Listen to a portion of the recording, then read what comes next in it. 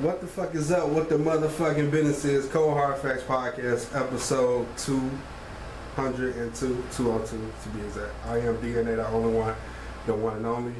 And I have a very, very, very, very, very, very special guest, Sham The Baddest. So I got questions that I borrowed from other interviews. I like to say that in every episode that I do that I've interviewed somebody. So don't think this is like, but the best questions is gonna come off my dome because I got you. Yeah, like I got the best fucking questions in the world that's not written. So when did you start this wonderful music career? That's a good question. I technically didn't drop my first song until December. I don't remember if it was 2016 or 2017. I know it was my 21st birthday. Okay. I'm 26 now. Okay. And I'm 27 this year, so having the math works out. I ended up dropping my first song on my birthday, but it was a process getting that one song out. So. Okay. Yeah. Because you're just the artist. You're not basically the engineer and everything, the producer and everything. And I had got scammed and had to re-record a bunch of stuff, so that was nice. Yeah. So yeah. So how much stuff did you have recorded before? So me and my cousin had actually went to Atlanta. It was this guy that I went to college with, and he was like, oh, his dad is actually like a really well-known producer that like worked with Aaliyah and like some more artists. So we flew out to Atlanta. He was like, well, I'm gonna record you. He recorded us in his basement, which was like whatever. And he never sent me my stuff. Like just completely after he got paid, didn't send me nothing, like wouldn't respond on nothing. So yeah. Yeah, it was fucked up. I mean, it's cool. Right. I'm sure he probably still sitting in his daddy's basement somewhere. Right. So fuck him. Exactly. So I did have to re-record it because that was like during the summer. I had to re-record, I want to say like October-ish, and then I ended up dropping a song on my birthday when I turned 21. So that's good. Yeah. You stay consistent because if you love it, you gon' keep going. So your first song was in December of 2016? It was either 2016 or 2017. Okay. One of them 2 years. It might have been 2017. Okay. But I'm not an athlete. Okay. So was you SoundClouding or you? Yeah. Okay. I still got some stuff that I put on SoundCloud. Like if I get like a free YouTube beat that I end up writing to or something, I throw it on SoundCloud just to, you know. Okay. Cool. Top 3 albums of all time. That's a really good question. Okay, Miseducation of Lauryn Hill. Okay, you the second person in the row that said this. I mean, I literally grew up on that song. I remember being a kid. My mom, I was born in Bloomington, Illinois. Okay. And we moved up to Chicago and my mom was still in school and stuff. We would drive down from Chicago to Bloomington and she would just play it on repeat the way there and on the way back. So like, Miseducation of Lauryn Hill. I'm trying to think of who albums I listened to just front to back like that. Beyonce, I'm gonna put B-Day up there. I really want to say Dangerously in Love, but I'm gonna do B-Day. So I like B-Day. Let me think of another album. My album. Period. Songs from the Siren, top 3. Okay. Ain't nothing wrong with that. I like that. That's my album. Go listen to it. Yeah, that's a hard ass top 3. Anywho, so who your favorite artist right now? I don't have just one go-to person. People say that I sound like Beyonce. I do listen to her and I use a lot of her songs to practice. Okay. But I listen to like a lot of gospel artists, especially to practice, like, cause that's really where you get the grit from. Okay. And I'll say that I like a lot of artists. And it'll just be one song that they did that like I'm completely obsessed with. So it's really just not, I listen to anybody, I'm not gonna say any genre because I don't like country. Okay. I don't like smooth jazz. Okay. But I do listen to a lot of pop artists, R&B, rap, rock, like, so. Yeah. You listen to a lot of different genres, I mean, and that's good. Yeah. That's good. Like Billie Eilish. I would probably say Billie Eilish, actually. Okay. I pulled a lot of my not a lot, but some of the inspiration from the songs that I've been dropping is from her. Okay. Like the whispering that she did from Bad Guy. Okay. I fell in love with it, so now I do a lot of whispering on my songs. Right. So shout out to Billie Eilish. 11 songs for Songs of the Siren. That's cool. I looked at one of your YouTube videos. She does have a YouTube. So, I will tag her page in this episode on YouTube when I put it on YouTube. So look out for that and go straight to her page and check out her videos. You said in the video there was gonna be 12 or 13, but it's only 11 here. I know. So the goal, because I have been actually trying to drop an album since like 2020 after I dropped my last project. Okay. And so the goal definitely was 12 or 13 songs. And it just ended up being a really solid 11. Okay. And I actually had another song that was gonna be on the album, and I was gonna have a feature on it. But after I sat back and I looked at the track list, I'm like, damn, I did it all by myself, low key. Okay. So I didn't want to like throw it off and put the feature on there. Right. Not that she would have threw me off, but I just wanted to be able to say that like I did it myself. Right. And I didn't want to. I was gonna give her the second verse. Her name is Italy. I don't know if you. No. Okay, I know her. Me, her, and Ray all met at Go Haze's listening party a couple years back. Okay. But shout out to Italy. She was gonna be on the second verse, and I didn't want to write a second verse and not have her on it because the song definitely needs her on it. Okay. But then when I kind of looked at the album, I was like, I kind of want to do this, just a solo, all vocals, all me type project. So. Okay, that ain't nothing wrong with that. Yeah. And this is the first time I did that too. All of my other projects, I got at least one feature on. Okay. So. That's good. Ain't nothing wrong with that. Let's see. I know you independent, right? So, if you do you want to get signed, or is that not a goal? See, and I had this conversation with my engineer a couple weeks ago. I hate doing everything myself. Right. Like, it's a lot, and you understand because you do everything yourself. So like, right. I gotta find the beats, I gotta write the songs. I actually recorded 9 out of the 11 songs at home, and then went to the studio and we mixed and mastered them. Okay. But then I'm sitting here listening to the songs, nitpicking at the songs. Me and my friend went to the beach, and she shot that cover on my iPhone, and I got home that night and edited the cover myself.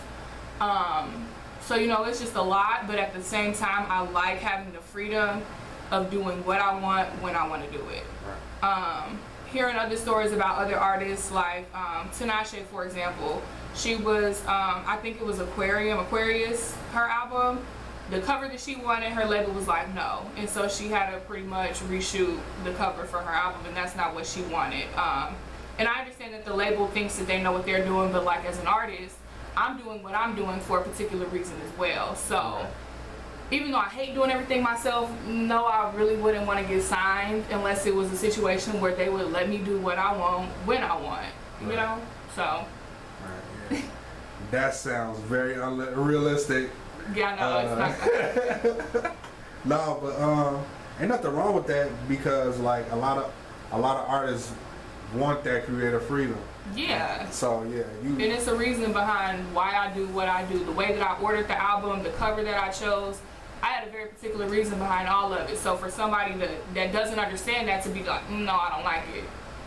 Like that's not gonna work for me. So. Right. So how do you stay inspired? Honestly, when I'm uninspired, I really don't push myself. Like when people have writer's block and they're like, I gotta get out of this, I just sit back and I just don't worry about it because I know that the inspiration eventually will come in some way, shape, or form, whether it's through like an actual experience that happened or listening to another artist. I told you I get a lot of whispering now from Billie Eilish. Some of my songs are inspired by situations. And even with the album, it took a long time to... Some of the songs I wrote in 2020. Some I just wrote in 2022. And it honestly kind of needed that space in between the songs. I needed those experiences to happen, those beats to line up. So I don't actually really look for inspiration. I just kind of let it come. Right. Ain't nothing wrong with that too. Yeah. That's dope.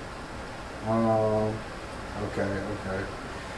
Let's talk about this project because songs that aside, why that title? Okay, so I want to say number 8 is Siren on the album. Right. That's the oldest song on the album. That's the oldest song? Mm-hmm. I wrote it in 2020. Go has just recently made the beat though this year, like 2022. Because I had wrote it to a different beat in 2020. But it was the oldest song on the album, so I just felt like I should, show it some love. And I like the idea of a siren is that they're kind of like the evil version of a mermaid. So they kind of seduce the seamen or like the sailors, and then once they get seduced by their voice, they get closer and closer and closer, and then they like eat their head off. So wow. So I like the idea of like seducing men with my voice, but like secretly I'm a man eater. Yeah. See, so like you just played right into the questions that I'm gonna ask you. Like, and that's fine. I like that. I like the fact that you explain in depth why that title, because that title is like, I was just like, what the fuck? And I didn't understand that at first. Like, what the hell is going on? I had a conversation with somebody else too. He thought when I said siren that it was like an ambulance siren or like a police siren. Right. I'm like, no, like the mythical creature, the water, sirens that are, like I said, an evil version of a mermaid. So these songs are freaky as hell. Sorry about it. Sorry about it. No. Never apologize for your work. It's all fire, okay? Yeah, thank you. I love this. Thank you. This is amazing. Thanks, I appreciate it. So, like, the zone reminds me of Ari Lennox. I'm not gonna lie to you. That's it. Okay. Yes. I like her. I was just like, damn, I don't want to turn this shit off. That's what's up. Like, and that's just the warm up. That's why I started it off like with the zone. Okay. It's just a little warm up, get your toe in. Right. I'm gonna come in and out of this album because I still gotta get my off the dome questions at you. Okay. Cause so are you single? It's complicated. It's complicated. If I say no, somebody gonna be mad. Oh, okay. All right. When your birthday? 12/13. 12. Fucking Sagittarius. Yeah. Freaky ass motherfucker. That's why this shit is so damn freaky. But yeah, that explains everything. Yeah, that explains grip. That explains everything. Like that. I wrote that at work. Oh wow. I was at work on the clock and I was just listening to the beat and I'm like, I want to write something to it, but I didn't know what to do, and I've never actually rapped for real on a song. So I was just like at work talking my shit. That's really what that was. Yeah, that's dope. I don't really want to get into every single song. I want to get into the songs I love. Okay. So them first two, okay. I love. Night Off Interlude. Oh, I love that one. It hits different. Yeah.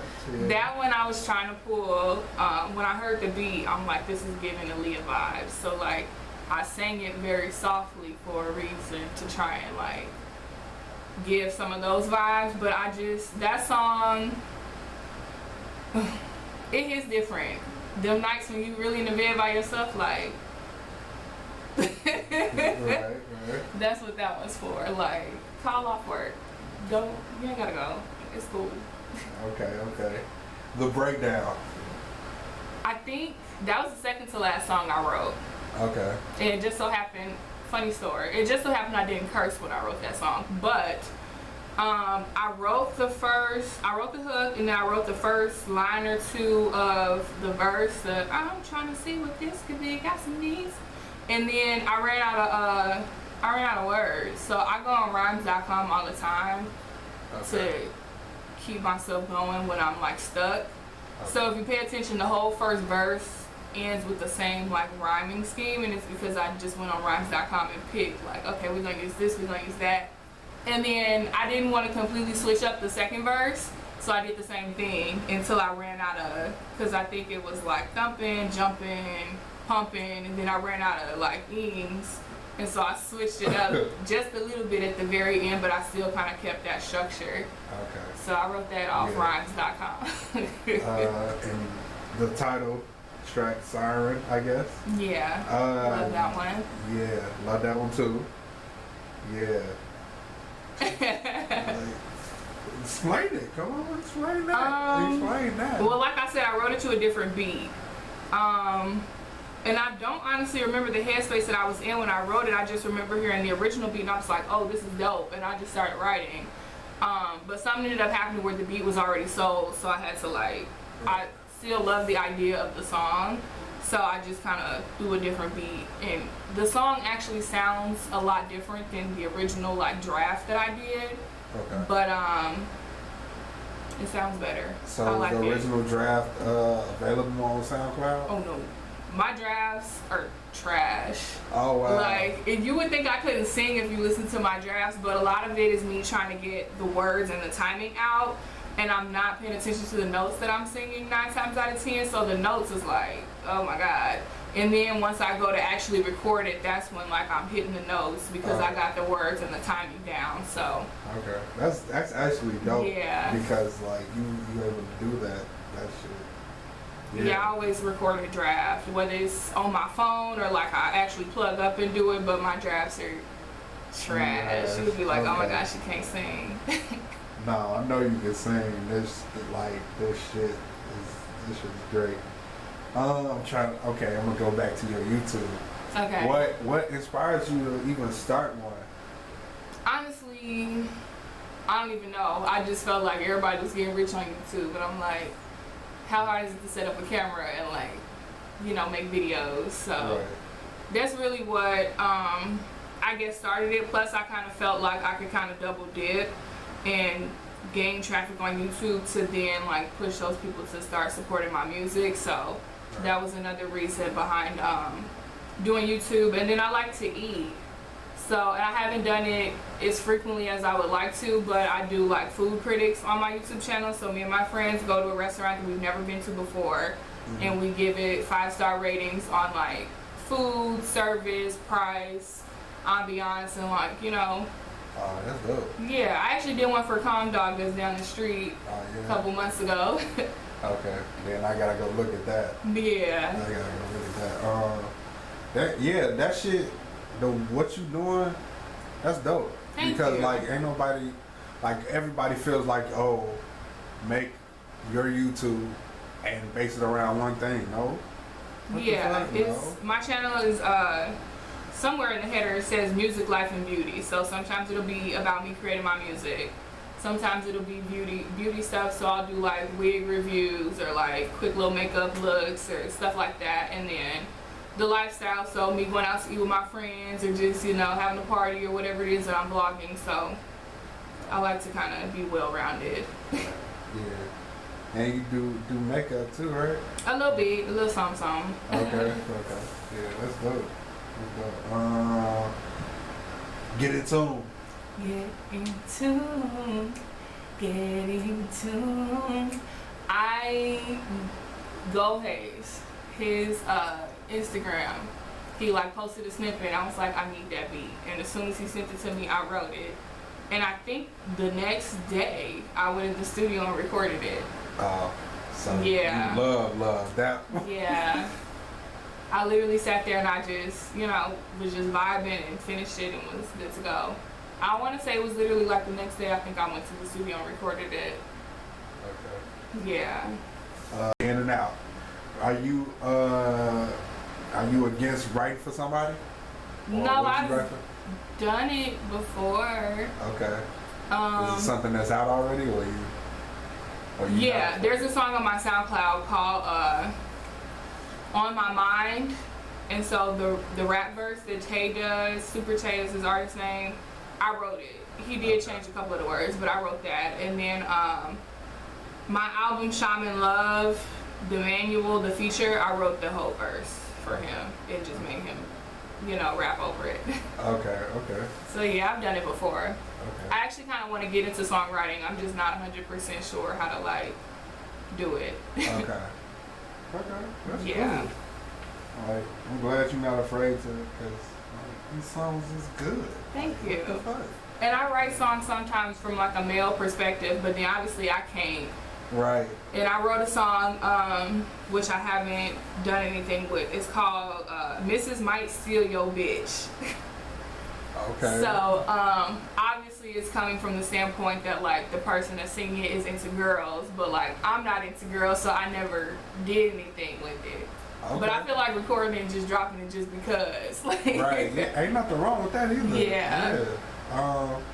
But I mean, to each his own. I feel like if it's that one of those songs, also you can give that away. Also, I'm trying to get Mrs. Mike Steal Your Bitch to Kalani, but nobody I don't know her. So okay. I feel like it would be really dope for her to do it, So and it's kind of a different perspective. Clipping this and putting it on Instagram.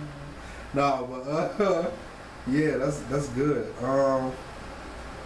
So you wrote everything then. How long? You said all of this is from 2020, right? Or no, some of it is from 2020. Some of it I wrote in 21, and then some of it. The last song, "Looking for Love," was actually the last song that I wrote for the album. Okay. And I want to say I wrote that song in April or May. Okay. Yeah. Okay. Cool. So how much? The songs that you left off of here, what are you doing with them? Are you keeping it for another project, or is that for SoundCloud? I don't know yet. I have a lot of songs that I've written and recorded drafts to, and I haven't released. Right. And sometimes I will pull them and use them for a project or just use it for a single. But right now, I don't really have a plan for those songs. I hate to say it. Okay, that's cool. That's cool. Sometimes you just gotta let stuff marinate in the archives for a minute and then pull it out. Yeah, there's nothing wrong with that. Visions. Mm-hmm. Yeah, that one kind of took me for a loop, but then again, I was like, whoa, no sex, really? Okay. Not really. Yeah. But it's still great. I love that. Yeah, that song, I was going through a period. I still feel like I'm going through a period where I see the life I'm supposed to be living and the things that God has for me, and then it's here's what you want, hard left, 10-step backwards, pitfall, and it's just so it's kind of frustrating seeing what I feel like it is I'm supposed to have, but then it's 1 step forward, 3 steps back. It's why is it this hard? So that's kind of where Visions came from. Obviously it's more on the loving end, but again it's about something that I see myself having, and then it's a million steps to get to it. Right. Yeah. But yeah, it was great. This project is really freaking good. Thank you. I worked really, really hard. I spent a lot of money. So where's the visuals at? What a video. Well, that's a good question. Cause I don't know. I want to do visuals for it, but I'm looking at my budget and I'm I need $400 to fall out the sky for me to do a video. Okay. Yeah, and I spent $500 on the listening party that people didn't show up to, so I could have did a video with that money, but Right. So I don't know. It's kind of up in the air. Okay. If the money falls out the sky, then I'll do it. Okay. Ain't nothing wrong with that either. I feel like since you a content creator, basically, since you got nothing but YouTube, and you active with your YouTube, stay active with it. Yeah. It's because what you have here is already still amazing. You can do a lot of different shit because of your project and because you got a YouTube. Yeah. So, yeah, I mean, take your time. It's not going to happen as quick as you want it to, but it's going to happen. It's definitely going slow and steady. Let's see. Okay, what do you feel is your biggest accomplishment in music so far? My song Got Me Twisted on SoundCloud is at 49,000 plays or something. So that makes me happy when I go, which I know somebody probably like 49,000 is nothing, but like some people can't get 10, so you know I take the 49,000. Did you? So you never released that on streaming services? Oh wow. Yeah, and this was when I first started. That was the second song that I had ever dropped. And I honestly don't remember which contract I bought because it was an online beat. I wrote that song in the shower. I was literally in the shower just like singing and like talking my shit. And I was like, hold on, I gotta write this down. And I like jumped out and finished writing the rest of the song just like off the dome. And then I went online and found the beat. So I really don't even know like the type of contract that I bought off Buddy. So like I don't even know if I can put it on streaming services or if it's only like, I have no clue. I feel you. Don't get. Nobody wants to get sued. Yeah. But hey, we got 49,000 plays, so that's. It's close to 50, but it's taking a slow time. Let's see how many plays it got.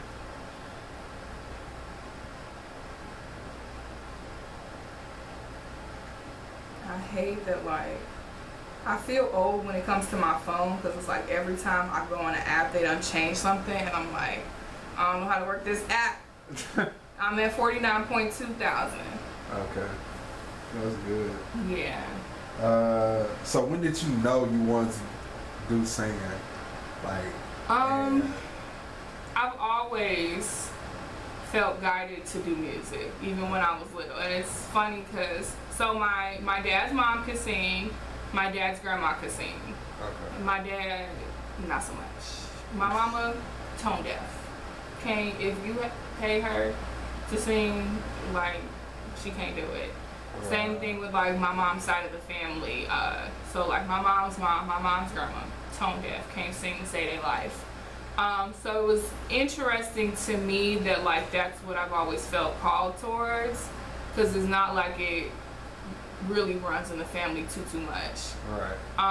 But the earliest memory I have of being in love with music was Alicia Keys when she dropped Fallen.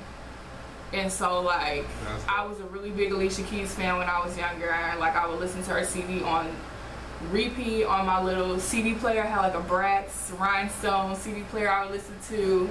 A lot of Kids Bop, because for some reason my parents bought me Kids Bop. But yeah, I've always felt the push to do it, and it just took me a long time to actually go towards it because I was always like shy and like scared to like get in front of people. Okay. How many songs is about the person it's complicated with?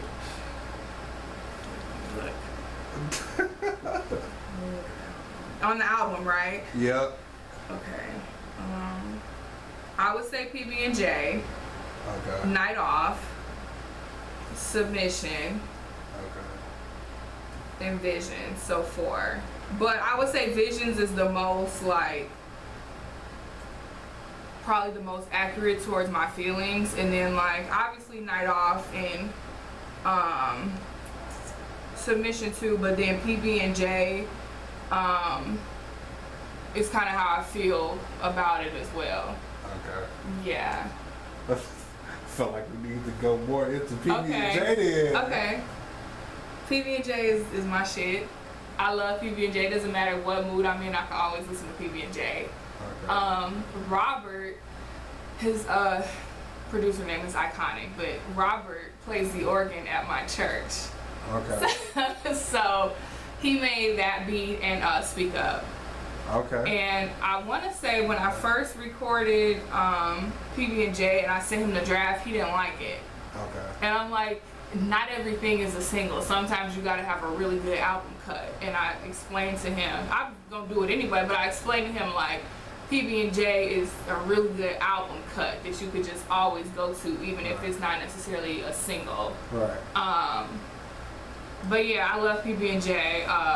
The second verse, the wake up in the morning and kiss your morning breath, literally like pulled from what happens every time we spend a night. So like, so yeah, PB&J has a lot to do with it in Vision. So. Okay. Okay, that's dope. Yeah, some people are afraid to talk about their relationships, but yeah. And I unfortunately tell the man when I write songs. And sometimes I've written like really sad or like angry songs about him, and I'm like, this song's about you, this song's about you, you inspired this song, even if it's not fully about, so yeah. Right. The person knows that it's about them. Okay, good. My next question is, so do you feel like it's important to be in a relationship when it comes to music? Like, or you feel like you can be single and still write amazing songs? You could definitely be single and still write amazing songs. I'm thinking my song Bad Vibes, there's a line in there that I can't remember off the top of my head. On top, but no top, sweater won't stop, but don't stop. Well, you must be out your head. You think I'm climbing in your bed. You better get in your place and move to the side. Grown, independent, you know, okay. Maybe it's not that verse, it's the first verse. Before you embarrass yourself, I suggest you take your exit, cause you think you so damn fine. That ego got some height, you swear you worth the hype, man, I can't stand your type. So that whole line is from a situation that happened at my house. I had a birthday party, and this guy who I'm not gonna get into, we had kind of been talking a little bit, and I didn't cut him off, but I kind of did like say like we need to take 5 feet. And so he comes to my party, my birthday party, my birthday / listening party, and decides that he wants to try and talk to my friend. Oh wow. And I'm like, you at my birthday party and you're gonna try to talk to my friend that already knows that we was kind of talking.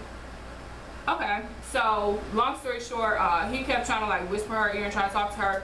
We all sitting at the table talking. They're across the table, and he like whispered in her ear, and she's like rolling her eyes, not having it. Next thing I know, he was like, oh, you think I'm a joke? And she turned, she was like, you don't get it? You're the joke. And we all just like was busting up laughing for like 5-10 minutes, and he couldn't even say anything. He just like sat there and then just got up and ran out my house and like didn't say anything. But so like I said, that whole phrase of that song came from that situation, and so it wasn't necessarily me being in a relationship, but it was just like me single, a life situation happened, and that's where sometimes my inspiration comes from. That's dope, though. That's dope. See, that's why I gotta start. I went straight to this project. Yeah. I'm just like that. When something new is out, okay. Yeah, no, I appreciate it. Yeah. It's funny because I don't be knowing the words to my songs sometimes. That's because you write a lot. It's just I write it and I record it and I'll listen to it, but sometimes I'll just be done with it after like the process. Right. And then I don't remember what I wrote, or like I'll be mixing up the words and be like, what did I write? So. So how? I mean, so are you performing yet? Or? No. I'm trying to think of when the last time I did a performance was, and I honestly, it was a Midwest takeover a long time ago, probably like 2018 May or something. I don't think I've done nothing since that. Okay.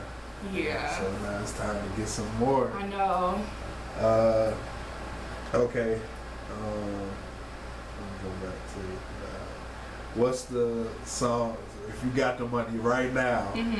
Matter of fact, if you got money like that stretches for real, how many songs you want to do a video for off this album? Off of this album, I don't need to know lip gloss. I really want to do one for Get In Tune. Okay. I feel like that's a good one. I feel like PB&J, cause I kind of see like a really nice, I don't want to say Airbnb, but like a little beach house or something, and just like throwing pillows and like watching movies and like making breakfast and like that being the vibes for PB&J. Let me see. Honestly, probably just those two. I feel like maybe Grip, but definitely probably PB&J and Get In Tune. Okay.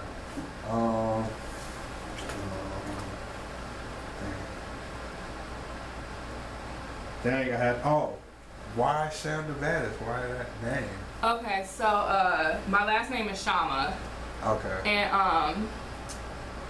I was being nice because both of my parents work in the education system, and I didn't necessarily want to like bring attention to them if I were to ever like get super big. So I took off the A, so Sham The Baddest. Oh, wow. Yeah. And at first it was just Sham, but then like I guess it's like a name in the Middle East or something, or like a word or something. So when you go on Apple Music and just type in Sham, it's like a million of them. Right. So I was just like, okay. It took me a while to come up with Sham The Baddest, but once I did, I was like, yep, that's it. And it was a free handle on everything, so it's like, that's my new stage name. I'm taking all the handles and we going from there. So I feel you. There you go. You got it now. That's dope. yeah. Yeah. I mean, I ain't really got too much else. Okay. Yeah, Get It To Him was the first single. Yeah. Yeah. It was the first one that was done too. So I was like, let's go ahead and. But I like it. I think it's a quick little bop. Yeah. And I like that it's quick because, you know, a lot of singles that they push on the radio and stuff are just like something that's quick, not too long. So. Right. Are you afraid to write a ballad, like a longer song? I do ballad type songs that they aren't necessarily that long though. But I'm good with slow and sappy and slow and like in love and like, yeah, I'm real good at those. Those are on my SoundCloud though. Okay, that's dope. Yeah. Dang, I gotta go to the SoundCloud now. Dang, I gotta get all caught up. Nah, for real, but yeah. If you wanna do shout outs, you can. Okay, let me think. Shout out Jay. He's the one that mixed and mastered the project. Shout out Darian. He mixed and mastered Get In Tune. He recorded Get In Tune and Visions, and then he did the beat for Grip. Shout out Robert. Iconic. Shout out to Robert. He did the 2 beats. Shout out Juke Wong. He did 2 beats on the project, and then definitely a big shout out to Go Hayes. He really helped push me to finish the album because it was not finished at the beginning of this year, and he was just like sending me beats, and so like that is really what helped push me to get the album done. So definitely shout out to Go Hayes. Shout out to Italy for coming to my sessions and giving me some feedback, and she's always really been in my corner. We both Sag gang, so we be here with it. Shout out Ray, of course, because he be linking me up with people all the time. I think that's everybody. Yeah. Shout out Junior for coming to that one session. So yeah. And Ray F, you will be on the podcast soon. I hope you look at this. You will be on the podcast soon. No, and the only reason why is because like I'm just like that. Yeah. And it takes time, and it's probably gonna be a longer interview with him than with you. Never know. No, and it'll be better too since he's getting ready to drop his album. Right. So you know, it'll be better for you to wait till his album come out and then y'all have some more stuff to go. Of course. Yeah. I've been listening to all his new stuff and all his fire. So definitely yes. That's my little brother. But yeah, that's it. That's all I got for you. Thank you for having me. I appreciate it. Thank you for coming. Oh, of course. You're no amazing. This is thanks. amazing. Thanks. I appreciate it. Look, cause I ain't been feeling amazing, so I appreciate it. Yeah.